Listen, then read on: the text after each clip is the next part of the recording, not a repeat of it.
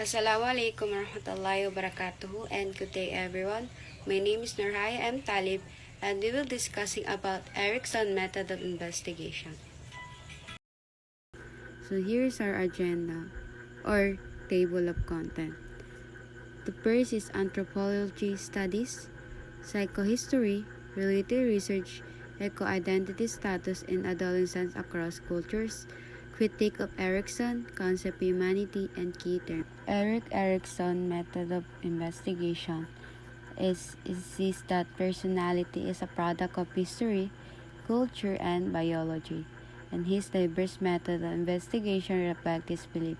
He employed anthropological, historical, sociological, and clinical methods to learn about children, adolescents, mature adults, and older people. He studied middle class in America, European children, people of Sox and Europe nation or North America, and even sailor on submarine. He wrote biographic portraits of Adolf Hitler, Maxim Gorky, Martin Luther, and Mohandas K. Gandhi, among others. In this section, we present two approach Erikson used to explain and describe human personality, anthropological studies, and psychohistory. First thing that we start with is the basic definition that we would find in Google. According to Google, anthropology is study of human society and culture and development. Anthro stands for human and logy stands for knowledge. Knowledge is breach of knowledge. When you put these things together, you have the branch of knowledge concern human. Anthropological studies the quota to investigate the causes of apathy among Sox children. Erikson in 1963 reported on early Sox training in terms of his newly evolving theories of psychosexual and psychosocial development. He found that apathy was an expression of an extreme dependency the Sioux had developed as a result of their reliance on various federal government programs. At one time, they had been courage buffalo hunters, but by 1937, the Sioux has lost their group identity as hunters and were trying hard-heartedly to scrap out a living as farmers. Child rearing practices, which in the past had trained young boys to hunted and girls to be helpers and mother of future hunters, were no longer appropriate for an agrarian society. As a consequence, the Sox children of 1937 had great difficulty achieving a sense of ego identity, especially after they reached adolescence. 2 years later, Erikson made a similar field trip to Northern California to study people of the Yurok nation, who live mostly on salmon fishing. Although the Sioux and Yurok had vastly divergent cultures, each tribe had tradition of training its youth in the virtues of this society. Yurok people were trained to catch fish, and therefore they possessed no strong national feeling, had little taste for war. This discipline called psychohistory is a controversial field that combines psychoanalytic concept with historical method. Freud in 1910 to 1957 originated psychohistory with an investigation of Leonardo da Vinci and later collaborated with American ambassador William Willett to write a book-length psychological study of American President Woodrow Wilson. Freud and Willett in 1967 although Erikson in 1957 deplored this later work. He took up the method of psychohistory and refined them, especially in his study of Martin Luther. Erikson in 1958 to 1975 and Mahatma Gandhi Erikson in 1969 to 1975. Both Luther and Gandhi had important impact on history because each has one an exceptional person with the right personal conflict living during a historical period that needed to resolve collectively what could not be resolved individually. According to Erikson, Mahatma Gandhi developed basic strength defined psychohistory as from his several identity crises. Engram publishing the study of individual and collective life with the combined methods of psychoanalysis and history.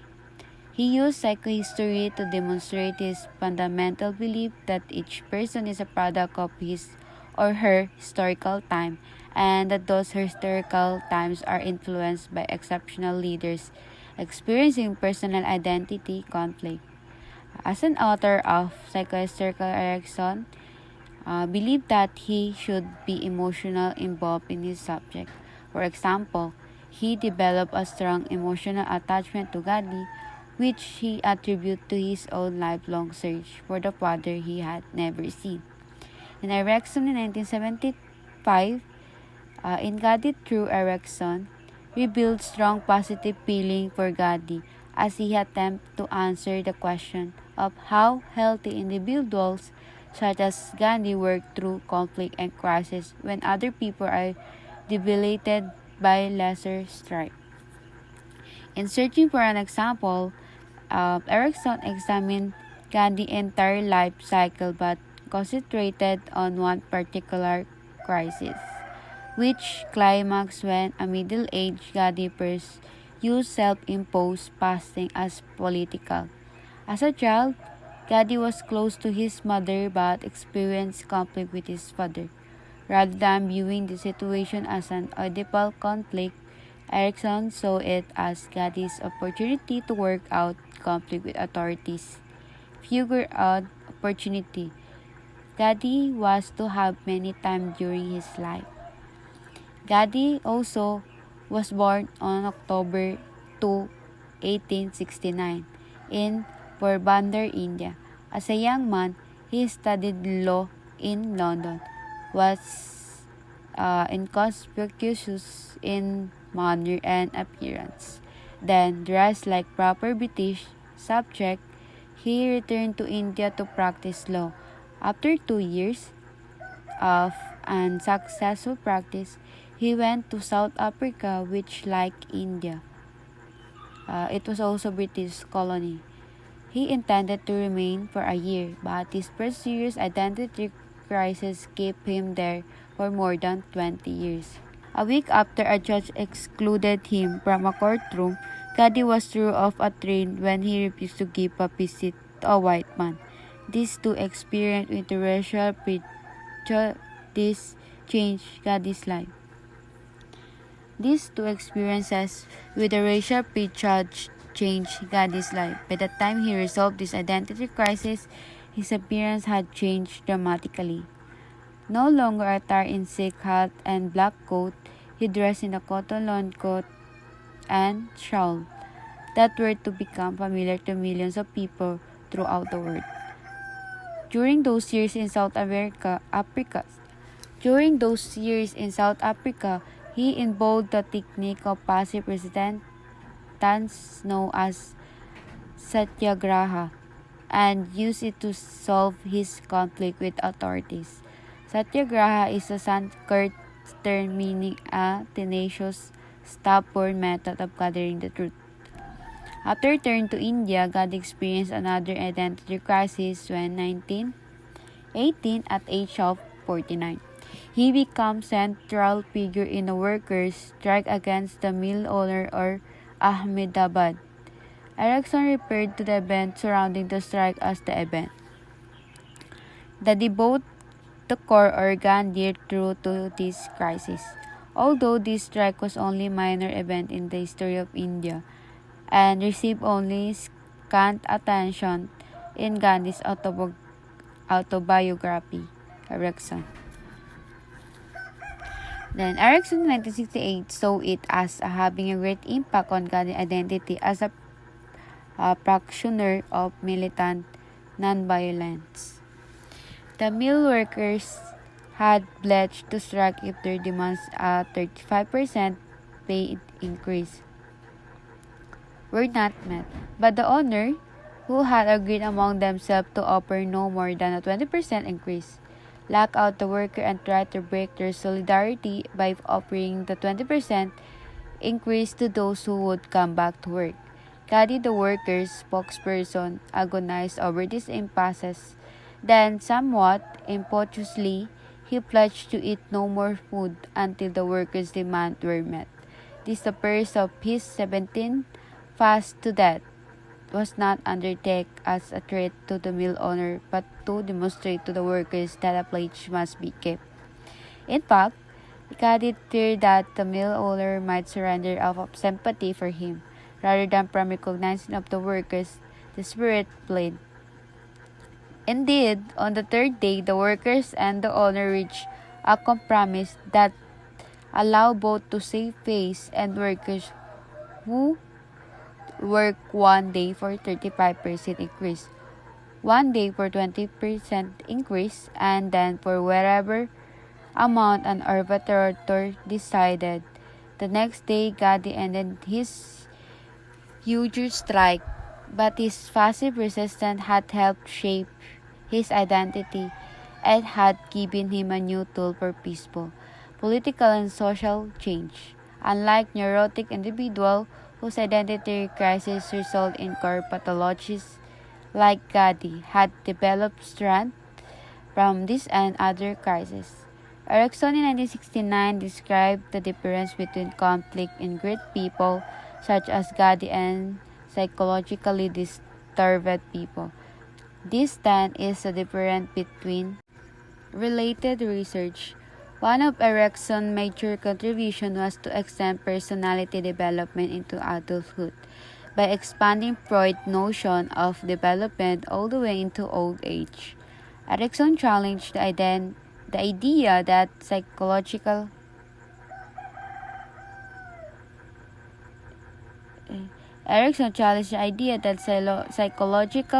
development stopped with childhood.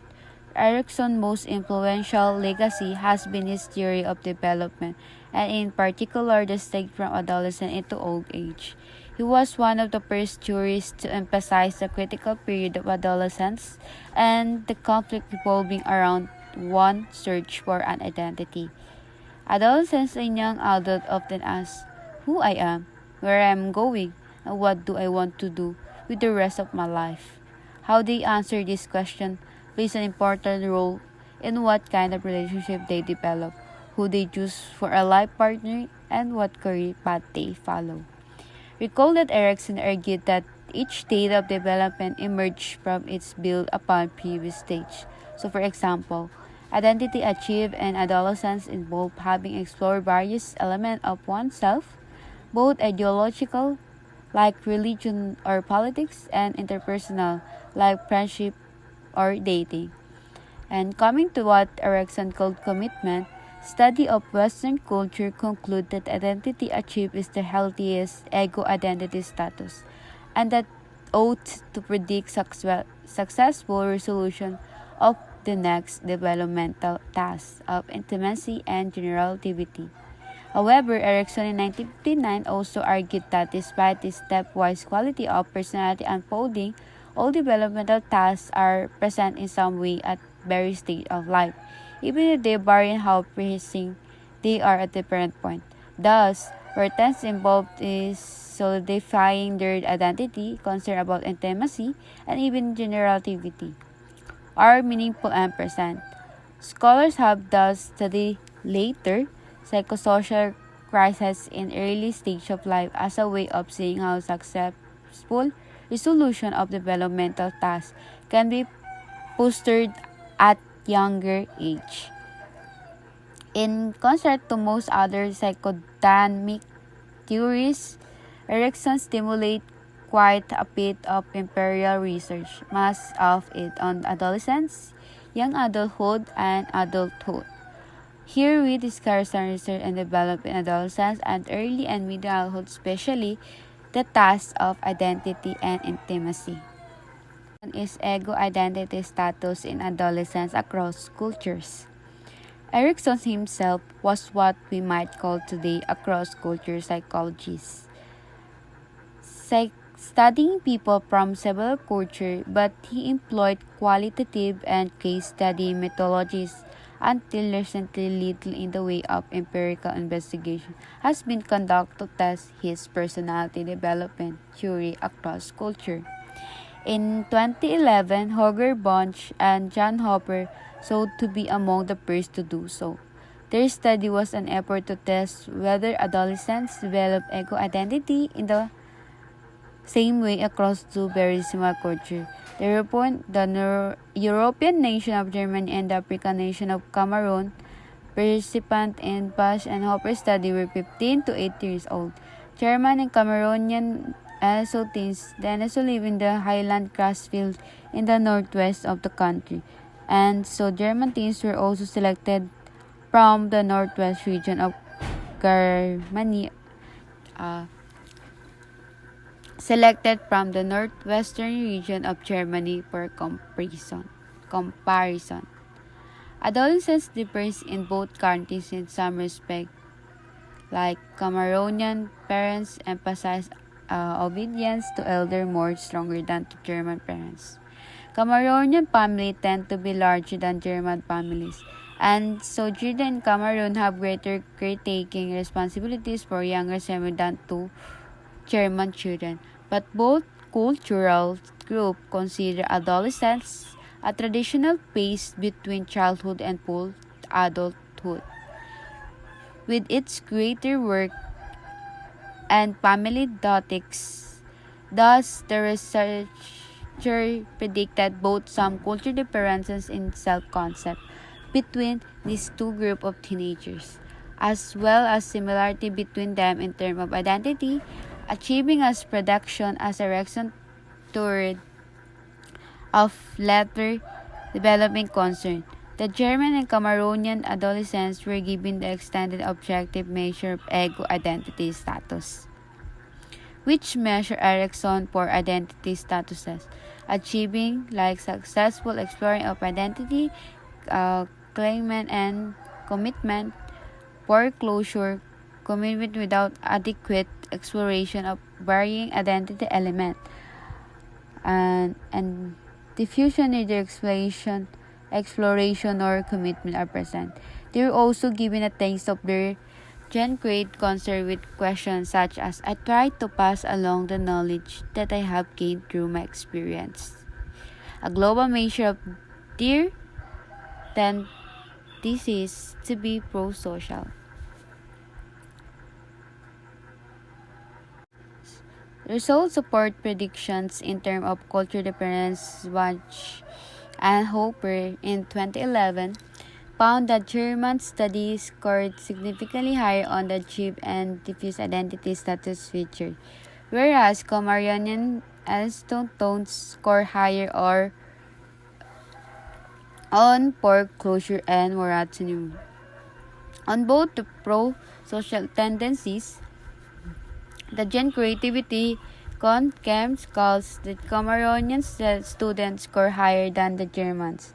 Finally, based on results from self-control scale, German students view themselves as more independent, whereas Cameroonian students view themselves as more interdependent. However, for both groups, positive identity predicted Gen Creative concern, indicating that regardless of culture, achieving identity is developmental beneficial. That is identity set up. Adolescents to begin to consider their future capacity to positively guide the identity set up. Adolescents to begin to consider their future capacity to positively guide the next generation. Finally, in both groups, teens with the clearest identity were the most pro-social, but this effect was stronger for the German teens. These interesting findings reflect how each culture provides unique pathway through Erikson stage, but that the state themselves appear to epigenetic across culture as Erikson predicted. For example, in culture that emphasize a more interdependent self-control like Cameroon, Adopting identity elements from one's elder may be more valued in its more than independent culture like Germany or even the United States, where young people are urged to distinguish themselves from their parents and grandparents and find their own unique identity. Next one is critique of Erikson. Erikson built his theory largely on ethical principles and not necessarily on scientific data. He came to psychology the first interior of useful theory is its ability to generate research, and by this standard, we rate Erikson's theory somewhat higher than average. For example, the topic of ego identity alone has generated several hundred studies, and other aspects of Erikson developmental stage, such as intimacy versus isolation, concept of humanity. In contrast to Freud, who believed that anatomy was destiny, Erikson suggests that other factors might be responsible for difference between women and men. Citing some of his own research, Erikson in 1977 suggested that although girls and boys have different methods of play, these differences are at least partly a result of different socializations practices. Did not specifically address the issue of causality means that Erikson agreed with Freud that anatomy is destiny. Erikson's answer was yes, anatomy is destiny, but he quickly qualified that dictum to read. Anatomy, history, and personality are just combined destiny in Erikson 1968. In other words, anatomy alone does not determine destiny but is combined with a past event, including social values, personality dimensions such as temperament and intelligence to determine who a person will become.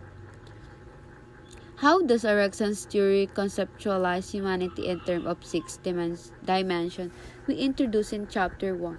First is the life cycle determined by external force, or do people have some choice in molding their personality and shaping their lives? Erikson was not deterministic as Freud, but neither did he believe strongly in free choice. His positive was somewhere in the middle. Although personalities are molded in part by culture and history people, retaining some limited control over their destiny people can search for their own identities and are not completely constrained by culture and history. Individuals, in fact, that can change history and alter their environment. The two subjects of Erikson's most extensive psychohistories, Martin Luther and Mahatma Gandhi, each had a profound effect on world history and on his own immediate surrounding. Similarly, each of us has the power to determine his or her own life cycle, but through his view of humanity suggests that people are influenced more by biological and social forces than by their view of the future. People are product of particular historical moment and special social setting. Although we can set goal and activities strive to achieve this goal, and we cannot completely escape the powerful causal force of anatomy, history, and culture. For this reason, we rate Erikson high on causality. On the fourth dimension, conscious versus unconscious determinants,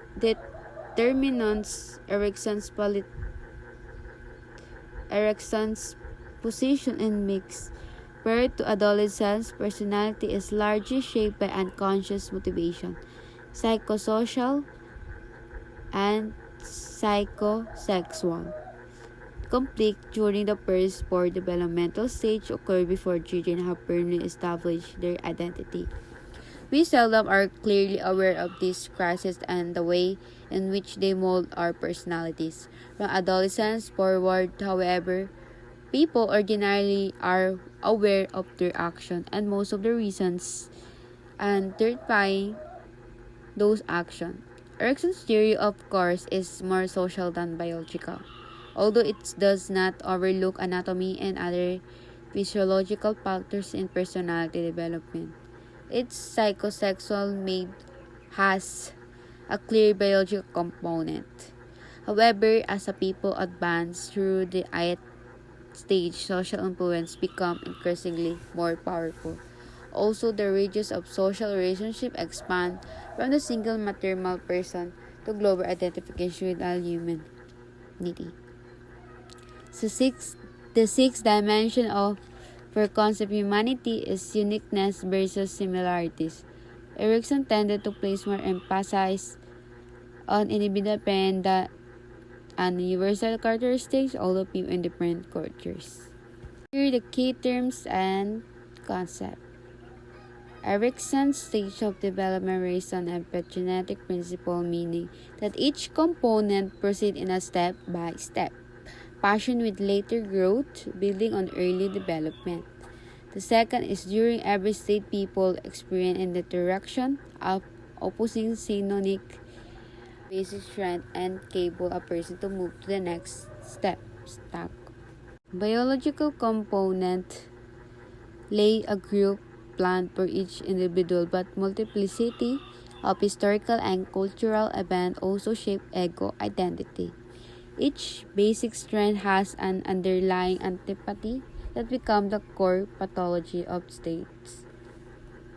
It is marked by the psychosexual mode of generalized sensuality, the crisis of integrity versus despair, the basic strength of wisdom or the core pathology of disdain. And that's all. Thank you.